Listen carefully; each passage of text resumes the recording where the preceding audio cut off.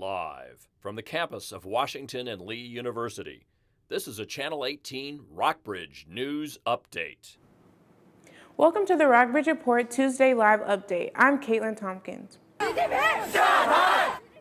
The people of China are chanting, Xi Jinping step down, as they protest against the Chinese president's zero-COVID policies, which include lockdowns, repeated testing of millions of people, and lengthy quarantines for overseas arrivals in an attempt to tamp down spread. Protesters gathered in at least 11 cities in China, despite the threat of government crackdowns, holding up blank white papers as a symbol of their revolt. This is the greatest show of public dissent against the ruling Communist Party that China has seen in decades. Dr. Anthony Fauci, the director of the National Institute of Allergy and Infectious Diseases, recently referred to the Chinese government's response to COVID as severe and draconian. In an interview for CNN, Fauci elaborated on his comment. Well, when you want to shut down in order to interrupt immediately a process that's going on like the spread of infection, there should be a purpose to it.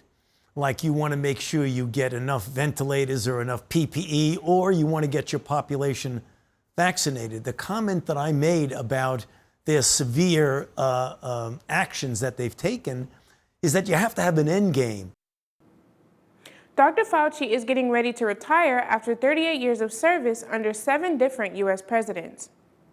An employee who survived last week's mass shooting at a Walmart store in Chesapeake, Virginia, has filed a $50 million lawsuit against the company for continuing to employ the shooter, a store supervisor who, quote, had known propensities for violence, threats, and strange behavior. The lawsuit, which appears to be the first to stem from the shooting, was filed today by Danya Priolo. Priolo's suit alleges that she has experienced post-traumatic stress disorder, including physical and emotional distress from witnessing the rampage in the store's breakdown. Hundreds gathered yesterday in Chesapeake to honor the 6 people killed in the shooting, one of which was a 16-year-old boy.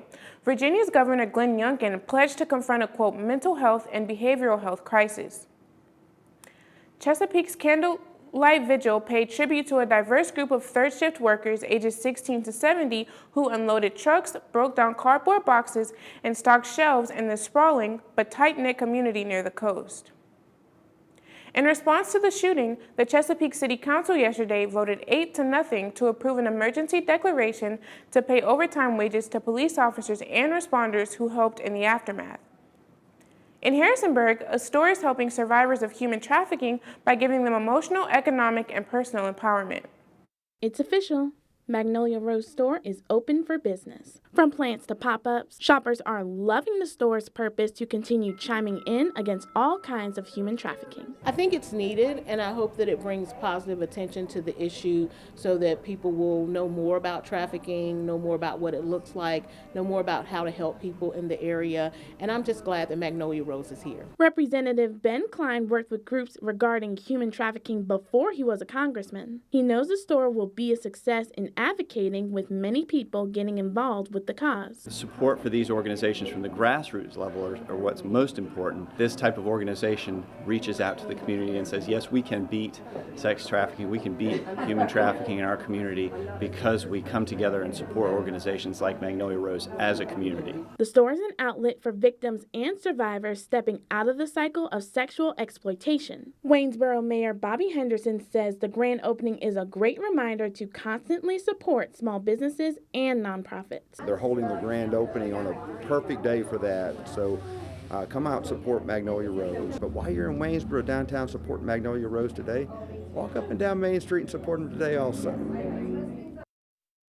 Mauna Loa, the world's largest active volcano, erupted for the first time in 38 years yesterday, spewing ash and debris all around.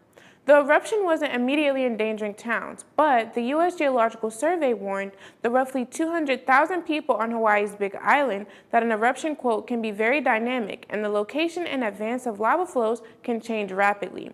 Officials told residents to be ready to evacuate if lava flows start heading toward populated areas.